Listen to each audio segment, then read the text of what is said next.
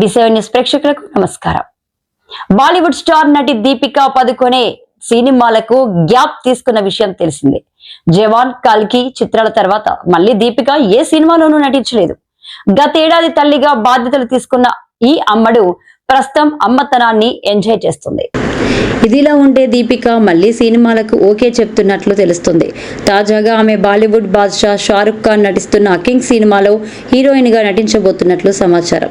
ఇప్పటికే 5 సార్లు షారుఖ్ తో జోడీ కట్టిన ఈ అమ్మడు తాజాగా మరోసారి సినిమా చేయబోతుంది. దీనికి సంబంధించి బాలీవుడ్ మీడియాలో ప్రస్తుతం వార్తలు వైరల్ గా మారాయి.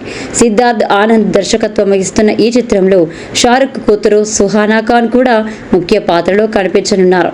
షారుఖ్ ఓం శాంతి ఓం సినిమాతో బాలీవుడ్ లో అడుగుపెట్టిన దీపికా పదుకొనే ఆ తర్వాత షారుఖ్ తోనే కలిసి Chennai express, happy new year, Pathaan, Jawan వంటి విజయవంతమైన చిత్రాల్లో నటించింది.